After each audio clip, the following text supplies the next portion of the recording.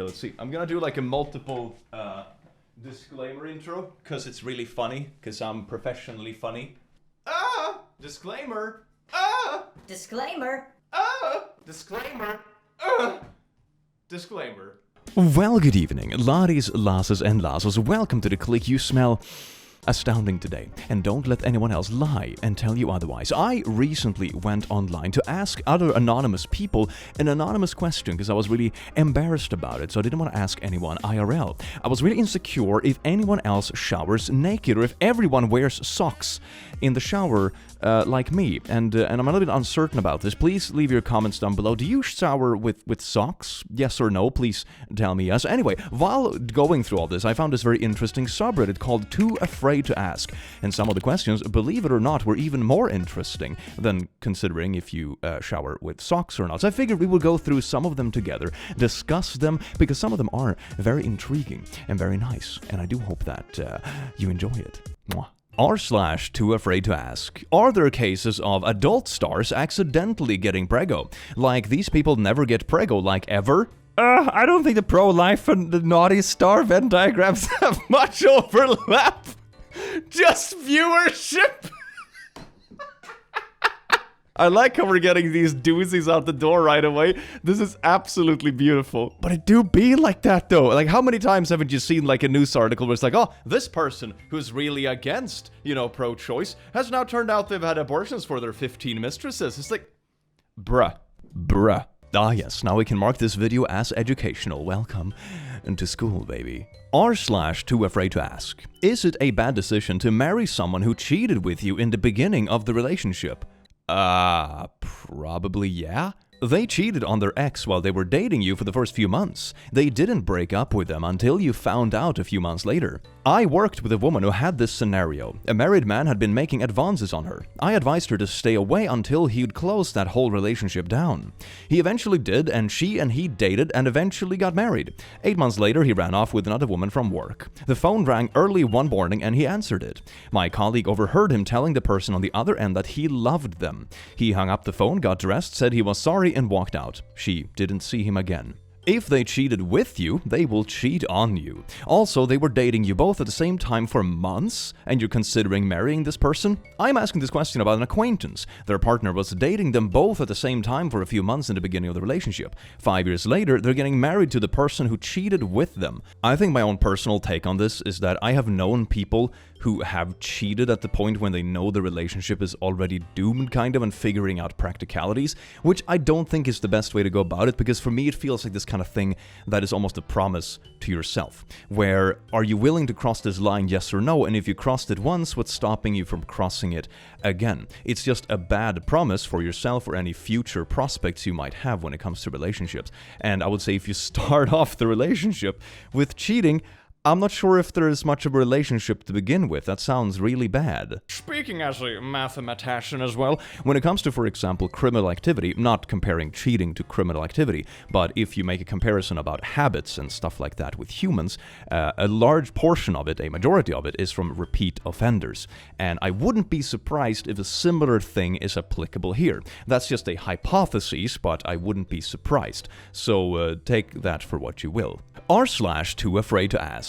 What are you supposed to say instead of boyfriend or girlfriend for non-binary people? Friend of the flesh.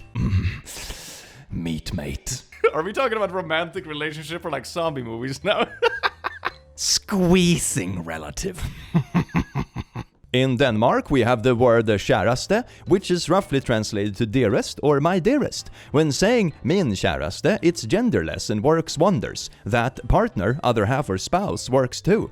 Yeah, in Sweden we have käraste, you can say, or älskling, is a bit more modern. I personally don't like the sound of the word, but that's a very neutral word that a lot of people use. Of course, you can also come up with nicknames like honey, or cinnamon bun, or my little squeeze of pine cone. You can use your imagination. Significant other.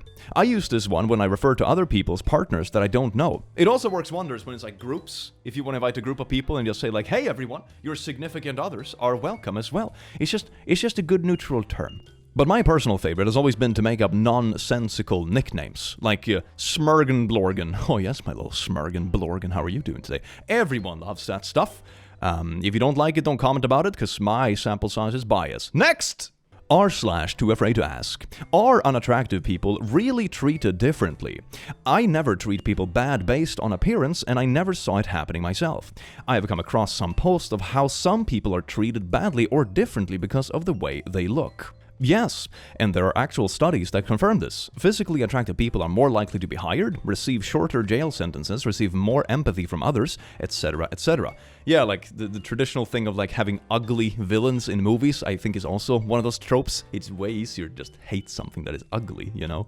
Yep, there was a controversial study made during the pandemic showing that attractive university students benefited more from having classes in person than unattractive people. It was shown by having random people rate pictures of unknowing, non-consenting students. Ooh, that's ethically a little bit questionable, but a very interesting study. I had this friend at work who was like supermodel hot. I loved going places with him because it was like visiting another world. Everyone was so friendly, chatty, and offering to bend over backwards to make him happy. I have never been treated that way once in my life. Yes, I will use myself as an example. I grew up really attractive and skinny. I would have strangers come up to me asking if I modeled and ask for my number, etc. People were so nice to me despite me being a complete bish. I was a teenager, okay? I entered a deep depression 2 years ago and after an accident and gained 50 pounds. Let me just say, it's eye-opening. People treated me like I didn't matter anymore. My friends all mysteriously went away during one of the worst times in my life. I had people shut doors in my face, give me dirty looks, and make rude comments. I have lost some of the weight since then. Of course, I'm being treated differently again. This experience has literally changed my life. Showed me how superficial everything is and that 2 good friends are better than 20 fake ones. I think the whole debate about like, do looks really matter falls into a very similar category of like, does money really matter? People that have it will not really notice the downsides of not having it. And my own personal story with this topic was when I was younger than I am now, because now I'm old and decrepit. When I was a teenager, I was very skinny, I wasn't in particularly good shape, I had really bad acne, like really bad. My face was covered in it and other parts of my body too. I had a pretty bad sense of dress, I didn't cut my hair properly, you know, grooming yourself and that kind of thing.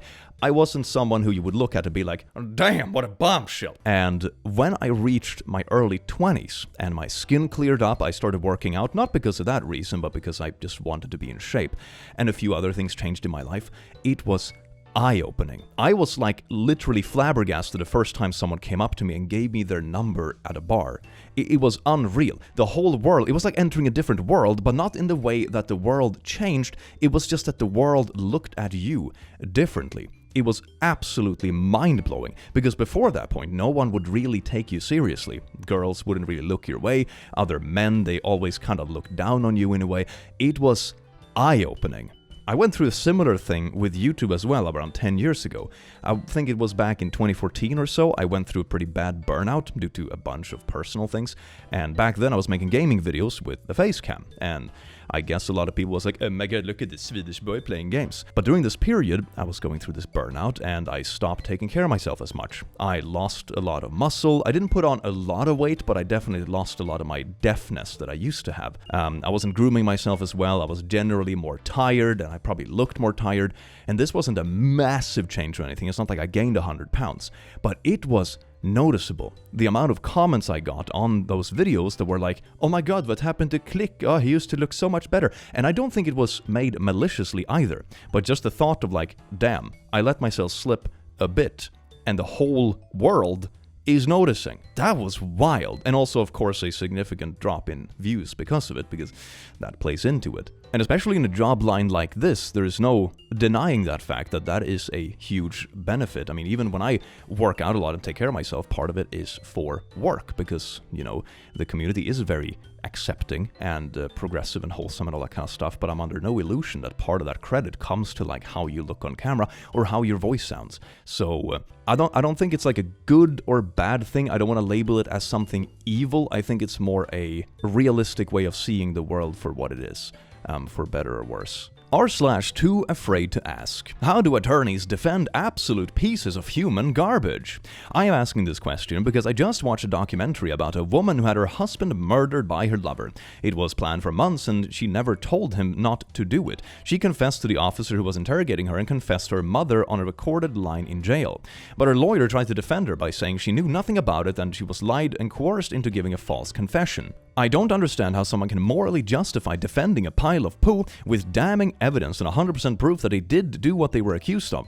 It blows my mind. Like, how are these lawyers able to sleep at night? My dad is a lawyer, and he was a public defender when he got out of law school. If you ask him this question, his answer will usually be, it's easy representing the clients I know are guilty. Then all I gotta do is make sure the government holds up their end and does a good job. What's hard is representing someone I know is innocent, while knowing it's very likely they will be imprisoned anyway.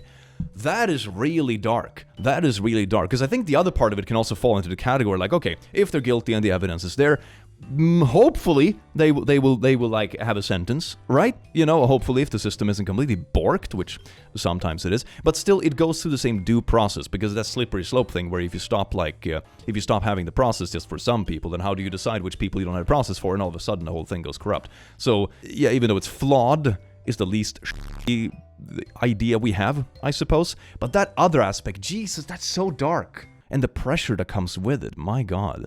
r/TooAfraidToAsk, why is LGBT plus people generally weirder than straight people? We got some quirky girl stuff going on here. Oh no. I am not homophobic/serious. I apologize if this question offends anyone, as it's based purely on curiosity and not meant to be offensive. I have noticed that many people in the LGBT plus community have unique or weird interests, and there seems to be more LGBT plus individuals in communities like the furry fandom or anime that the majority of people considered weird. Why is this the case? You simply don't notice the non-weird ones, as they simply blend in. Yeah, and being straight or heterosexual is seen as the default. Often people will assume you're straight until you say or show otherwise. Yeah, that's very true. There's a reason why it's called coming out, because otherwise people will just assume you're straight as a default. I will give you a few reasons. If you're not out yet, it can be easier to start express yourself through smaller things, like quirky hobbies. Some communities are naturally more accepting of different people and encourage self-expression, which also tends to promote exploration of all aspects of oneself, including sexuality. Many communities can be quite discouraging of deviation from the expected standard. Most, even indirectly, religion-related communities groups catering majority to one specific gender. I know people who got to discover they were queer because through the internet they randomly got into something, in this case fanfiction, and they discovered that it's okay to like people of non-opposing gender, and it made them realize something that they otherwise wouldn't have simply because they didn't know it could be a thing. Yeah, I think there are a few good points in this thing, and one thing I see very much in this community, for example, which is, I would like to think, very accepting and people feel welcome, and we review all kinds of things. We talk about LGBTQ topics, we talk about, I don't know what furry stuff is, but I would probably talk about it if I knew what it was. But anyway, it's a place where people gather and feel welcome and that kind of stuff, and it creates an overlap between these things that are generally seen as like, outside the norm, and oh my god, what is this, or cringe? Oh, that's the worst crime against humanity. Oh, how could anything be cringe? And if you are a bit accepting to that, it usually creates an overlap. And in my opinion, people just enjoying themselves and living their best life is like what makes the world beautiful. And if everyone is allowed to do that, man, what a beautiful world it would be. Anyway, moving on to the next topic, shall we? By the way, you're beautiful, and you are valid. r/TooAfraidToAsk. Everyone has skeletons in their closet, right? Would you care to share with us some of your deepest or creepiest secrets? Is this gonna be like super juicy, or everyone's just gonna be satirical? I can't wait to see. I used to go in Craigslist casual encounters and search for creepy guys to catfish. I would pretend to be an interested person and slowly reveal that I'm actually a 70-year-old woman that would just want to watch a very hairy SLI get busy. I would send pictures and text him from an email account. I didn't ask for money or anything like that. I just really enjoyed seeing the text going from excited to disappointed. This is so beautiful, though. You just, you troll a creep and just waste their time so they don't creep on someone else. I love that. This is like the Batman equivalent of Craigslist casual. I told my mom that I had some bad stuff happen to me as a kid. 8 at the time, but told him at 16. And she told me to never mention it to my father especially, but anyone again. She failed the test, so I never told her about any of the other horrible things that happened after that. I'm thinking about writing it all down like a book to get it out. I may let my husband read it, but probably that's it. That is so dark. I think in these instances it's good to get it processed, writing it down, talking to someone professionally, confiding in a loved one close to you if you feel comfortable doing it. I haven't gone through something like this, so I can't speak on it specifically, but when it comes to hardship in general, I found it easier once you get it off your shoulder. Doesn't mean that you have to tell the world about it, but telling at least someone might help. Not an expert, that is just experience. I do wish you the best. That sounds awful. And screw your mom. My buddy, giant black dude, and I accidentally stumbled onto a KKK meeting while backroading in high school. And we may or may not lit the woods on fire. I never heard what came from all of it, but it took several fire departments to put the fire out. Oddly enough, several local politicians bought new cars after the incident, and the city lost a police car. Oh, you see, the happen chance of things. What the circumstance, the very same day, this meeting with the KKK was torched. A lot of politicians just, our cars were mysteriously torched. Completely unrelated to this. You see, correlation is not causation. I worked as a home inspector for the last couple of years, and I've had to crawl in crawl spaces and have done the self-naughties in multiple crawl spaces. What? You just have to leave a special part of you, don't you? The frick? Yeah, the frick indeed. What? Once, on a 2-week holiday to Syncathos, I collected so many shells on the beaches that one last day I could find no more shells. I had literally taken every single one in an area of around a square kilometer of seafloor. And then I lost them during a house move about a year later. Oh, come on! It was all for nothing. God damn it. r/TooAfraidToAsk. Why is my Reddit feed being filled with sad, am I attractive? Subs. True rate me, look your best, am I ugly, selfies, first impression. I have muted them all, but I swear every time I mute one community, another pops up.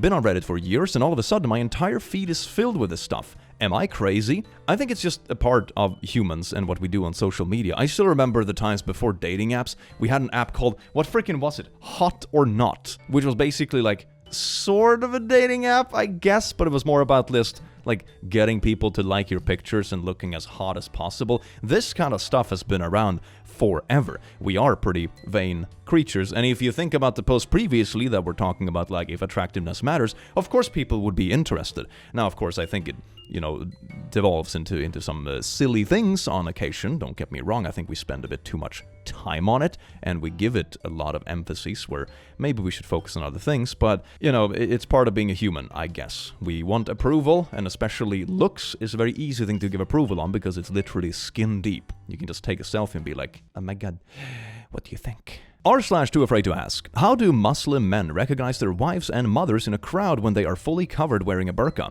I am not trying to come off as an a-hole, I am legitimately wondering.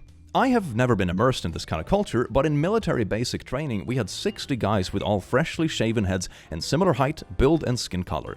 Even after a week, we recognized everyone's gait and stride, head and body shape, the way they stood. Even in the darkest of night with full gear, we were able to make out who was who.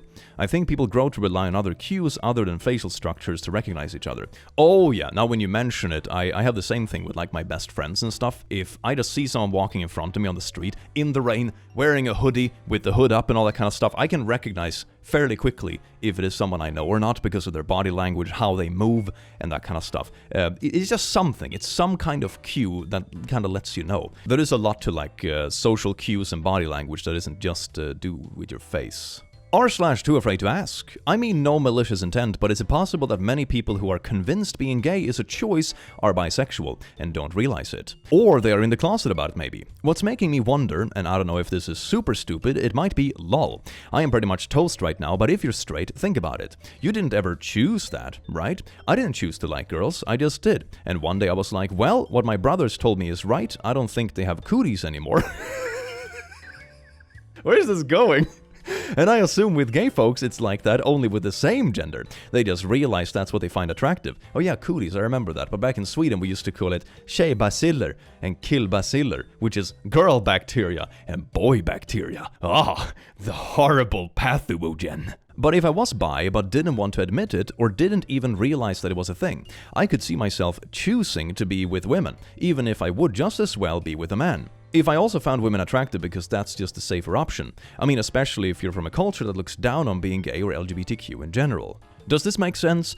Maybe these people just need to wake up and realize it was a choice for them, because they are at a spot on the spectrum where it can literally be a choice. A refreshingly hot take. It's one of those things where you read the title and wonder what the frick OP is on, but as you read the body of the text you realize they might actually have a point. Speak for yourself, the title makes perfect sense to me. They talk about having to resist the temptation and never figuring out that for people who aren't gay or bi, there is no temptation at all. It would be laughable if it wasn't sad and or so damaging. I once heard a deeply religious person say that the reason God didn't allow homosexuality was because then everyone would only want to be with their own gender and humanity would become a screeching halt because no one would make the babies. Like, what? Oh my god! Someone actually said that! That is wild! The definition of telling on yourself. I often think this is the case. Spoke to a girl who said she chose to be straight after she decided to have her first crush on a guy. What? The only other time I've seen people saying they had to choose crushes is when they were closeted. It seems like they think it's a choice for everyone because they're actively choosing not to act on their own feelings. Though I'm sure some people just do think being gay is a choice regardless of their own orientation. Yeah, it's like... Some people are just really weird about it, man. Yeah, as a gay person, I've definitely encountered this breed of homophobes before. They say things like, well, I think everyone has those thoughts, but not everyone chooses to act on them. Lol. I think there's definitely a point, and I do get that vibe sometimes when I listen to, for example, conservative voices or very religious voices that are like, oh my god, I resisted fricking my neighbor Steve. Why can't everyone else? And it's like...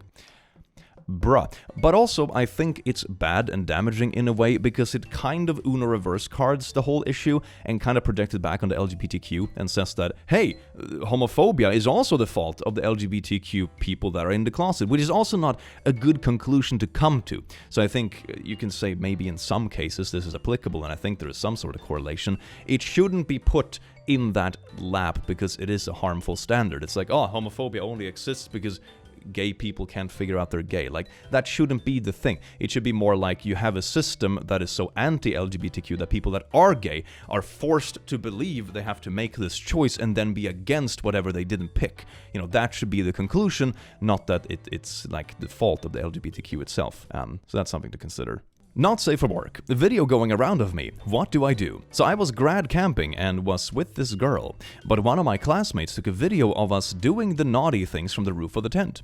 Everybody finds it funny and somewhat cool, but I find it really scary as I'm not even 18 yet and don't want the vid of my bare butt on top of this girl. Wait a second, so a friend videotaped you being nude with your partner and like the age thing on top of that. Yeah, no, throwing hands in this instance is an understatement. Edit, didn't expect this post to have so much feedback, but this classmate used to be a friend of mine and I don't think he is a predator of any kind. I wouldn't be so sure. This is not a prank. But I still haven't asked him to delete the video.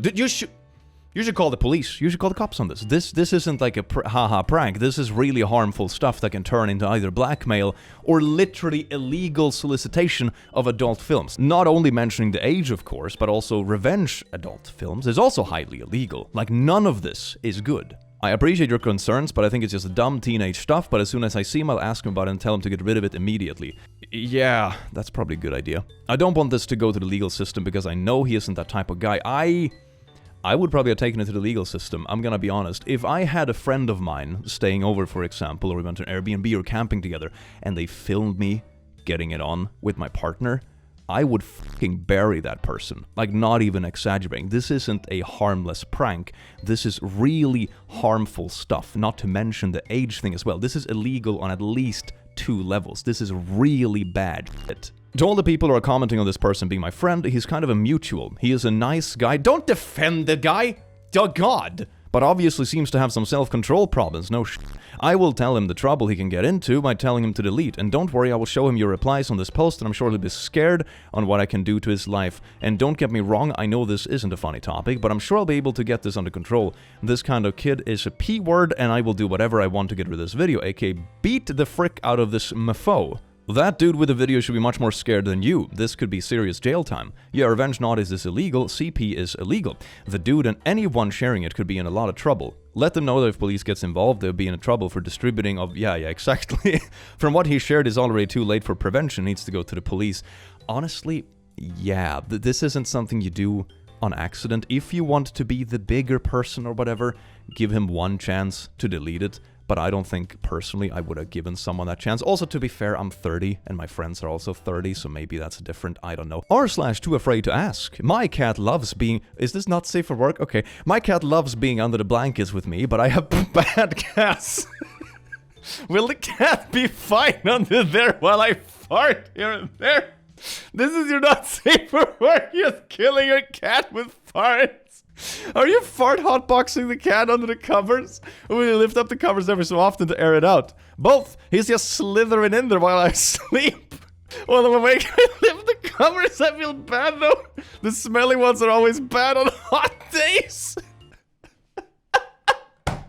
I mean, Jesus, the contrast between the posts is absolutely amazing. I love this. One is like, oh my god, should I do anything about this person threatening to, like, I don't know, send out literally illegal revenge adult films of me and my partner versus, I might be farting my cat to death. Oh my god. One time I was dating this girl and we went to stay at her parents' house. She showed me around and in her parents' room there was something new. It was an old snorkel with a funnel attached gizmo hanging next to the bed. I thought it was an adult toy. She explained that her mom has bad gas and that it was a sheet snorkel to let out the sheets so her dad could breathe sleeping next to her. Jeez, give me a pause on what to expect with that one, lol. Sheet, snorkel, poop knife, splooshy socks, coconuts. I learned so much from Reddit. This is a first. This is a first. You have a fart snorkel to sleep with your partner? Oh my god. Man, I'm just learning so much today. This is absolutely gorgeous. Oh, very nice. r/TooAfraidToAsk. Women who have less than 10 fingers, do you get a discount when you get your nails done? I had a friend that only had one hand and she got half off. Heck yeah! Booyah! I have 9 fingers and I get 10% off. Oh, lucky. I have the same and they always charge me regular. Go to a new salon and keep asking until someone says yes. But it should be though. Like it's 10% less work, right? That makes perfect sense. r/TooAfraidToAsk. Why are men expected to lift the toilet seat, but women are not expected to lower it? Oof, we're getting into the real controversial topics now. Please don't cancel me. Thank you. Team closing the lid here. Not closing the lid is gross. Who wants poo and pee particles flying everywhere? Yeah, that's like one of the main points I've seen, especially at home. God, if you watch like a video of that or simulation of it or anything, when you're like, have fun brushing your teeth with poo. The toilet sneeze is real. I am not for sit up or down. The toilet has a lid. Close it. I mean, the thing is that when I go to the toilet at home, I also sit down because like the other part is just a shortcut to having to clean the bathroom more often. And I know that's a controversial topic because apparently most PP people they don't sit down even at home, which blows my mind. I thought I was like in the clear majority. I was like, obviously you sit down when you're at home. Why create more cleaning stuff for yourself in the bathroom as well, which is like one of the most gross places to clean. And it's like, no. Nobody does that. It blows my mind. It's like one of those things where like, click, you're in the vast minority. It's like, why? Why though? Everyone know real men poop in the shower and stomp it down the drain. It's what we call a brown waffle. How to save time in the morning. Should I just open a life hack channel that just sucks? r/TooAfraidToAsk. To the men, do you get bored of adult things eventually? Why do you guys go from wanting to do this kind of stuff multiple times a day to barely wanting to do it once a week? Do you ever initiate? Sometimes being the only one to ever show initiative can feel one-sided. By never initiating and only making me do it while saying no half the time, you put the burden of feeling rejection entirely on me and I feel like I'm really alone in this. Said that to my wife and she understood. That's a pretty good way of communication, honestly. I think communication can solve so much of these kind of things. Talking solves a surprising amount. Like a bit of talking and a bit of diplomacy solves like 95% of interpersonal issues in the world. It's amazing what you can accomplish with words. r/TooAfraidToAsk. Is there a version of Incel without the women hating? I mean, I think it's just called being single or in between relationships in you, if you will. Like, in between jobs. I'm a person who would really like to do stuff, but cannot find anyone who wants to do stuff with me. By pure definition, that makes me involuntarily celibate. Well, it's such an absolute label, and I don't like the whole culture around it because the whole thing revolves around failure. I have not seen a support group, apart from these places on the internet, that like encourages failure. I was actually doing some research on this quite a long time ago at this point, and one thing I found fascinating is that if you talk about your success story, like, oh, I used to be an incel, but then I managed to fix it, and here's how I did it, you get banned. That's wild. Like, it would be like, hi, welcome to Alcoholics Anonymous. If you didn't get drunk today, get out of here. It's like, are you kidding me? I don't blame women. I don't think I'm owed anything. I simply can't find a partner, and I'm very depressed about it. You don't need to have a label. Yeah, I think that's a pretty good point. I am sorry you're not where you want to be romantically. It sucks. I think we just call that being single. It happens to everyone at some point and lasts longer for some people than others. It's not fun feeling stuck when you want something so badly, but it's also a pretty common experience, if that helps at all. There is nothing wrong with you. I hope stuff changes for you soon. Yeah, an experience I have had, for example, when it comes to romance is that throughout my life there have been periods where I've gone like a solid year without doing anything like that, and it's perfectly fine because you find other things in life to draw value from. And I think it becomes a frustration where you really want something, where you have a high drive for it or think about it all the time, but don't get it. I mean, that goes for most things in life. It's the expectation versus reality, and if there's too much of a gap, you become disappointed. So finding other stuff to do might also help because you come off as less desperate. That goes for dating in general. If you have a lot of stuff going on and also go places, you're also more likely to meet new people that you might click with. So, click with. I mean, it's like watching click videos, so yes, indeed. So there are many ways to go about this, but don't make it your identity. Don't label it, because that's just asking for it to be overwhelming and thinking about it all the time, and that won't do yourself any favors. Now, with that said, stuff like this can be incredibly frustrating. I've had people close to me and friends and family and stuff that have struggled with relations either in or outside of relationships, and it's not easy. It can be really hard, and that's okay. Life is hard sometime, and it's okay to not feel okay. You know where you want to go, and I think you can take the steps to get there. We believe in you. r/TooAfraidToAsk. If God has the ability to prevent suffering but doesn't, then what use is God for humans? Live a good life. If there are gods and they are just, then they will not care how devout you have been, but will welcome you based on the virtues you have lived by. If there are gods but unjust, then you should not want to worship them anyway. If there are no gods, then you will be gone, but you will have lived a noble life that will live on in the memories of your loved ones. Marcus Aurelius. That's a pretty beautiful quote. And I think that's sort of what I apply in life in general as well. Be a decent person. Hopefully, if there is some sort of higher deity, then they will see that and think it's good enough. If they are very petty, it probably won't matter anyway, because at some point you probably committed some kind of sin. You know, it's impossible to not do. And if no one is there at all, then you lived a good life and you'll be remembered. So, I don't know, I think it's a pretty good philosophy to live by, honestly. Now, with that said, I have also seen people find a lot of comfort in spirituality, and they're looking for answers and deeper questions and that kind of stuff. And that is beautiful, I think. I think we are very different as people in general, and finding what you strive for and what answers you're looking for, or where you feel at home or welcome, is very important. So, just because someone thinks something doesn't mean that you have to think the same thing, and that is perfectly okay. r/TooAfraidToAsk. Does everyone pick their nose? I have to clean the inside of my nose a couple of times a day. I just chalked it up to being in dirty environments for work, and it's a quality of life to be able to breathe from my nose. I drive a semi, and I can confirm that everyone picks their nose, especially when they think nobody can see them. I usually do it in the shower. That's a pretty good way to do it, because you can like clean yourself off and get some water in there and splush it around. It's pretty good. No one can see you. I think no one can see me. I hope. But it's okay because I shower with socks anyway, so it's fine. r/TooAfraidToAsk. What are small things I can do to be prettier? Edit. Thank you, everyone. I've been working on reading everyone's comments. It really means a lot. Small thing, be mindful of your posture. Stand straighter, hold your head up. This works for everyone. And it helps to show confidence, which exudes beauty. It also, apparently, makes you less likely to get mugged on the street. Confident posture and gait signals you're not an easy target. Do not attempt to test this. You see that? Being attractive also gives you the privilege. I'm not being mugged, I guess. Don't try that. Don't experiment. One thing I found, at least, growing up, because I had very awkward teenage years and eventually blossomed into some kind of hairy creature I am today, is, for example, go get clothes that fit you nicely. Like, go actually try them on and do that kind of stuff. Like, clothes make a huge difference when it comes to complementing your body type. Haircuts, grooming, that kind of stuff, and also like fixing beard depending on how hairy your face is, makes a massive difference as well. Some basic skincare, posture. Huge difference. So there are many things that can really make a huge difference. And if you're talking about social media, like lights make a huge difference. There's a reason I have 3 lights around like this, because it removes all the shadows on my face. Smooth like a baby. Apart from this. Why is it misogynistic to be grossed out by periods?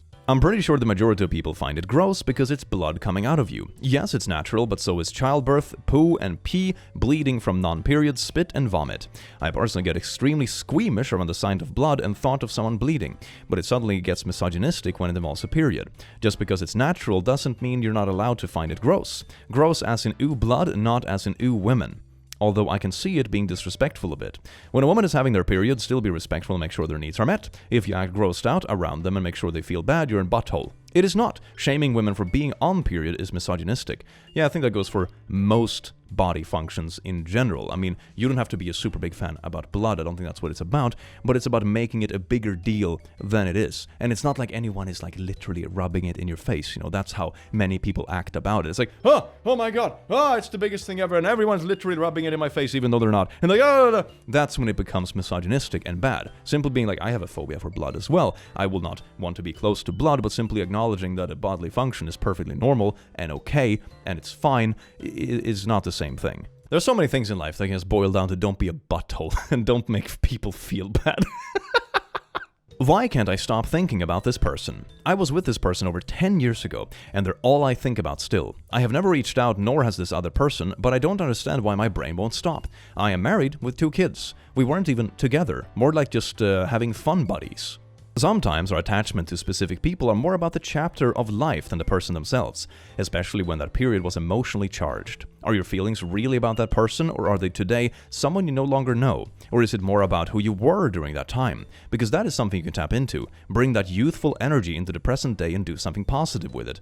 That's actually an interesting way of seeing it. I think a lot of stuff in life is like, for example, nostalgic energy, or something that I miss the vibe of this chapter of life. Doesn't necessarily mean, like you said, you haven't contacted a person anyway, but that is actually interesting. That's an interesting way of thinking about it. r/TooAfraidToAsk. Does international waters actually mean you can do almost anything in the open ocean without consequences? So to elaborate on what's already been said, all ships are registered in a country, they sail under that country's flag, and all people on board are subject to the laws and juridical systems of the country or region.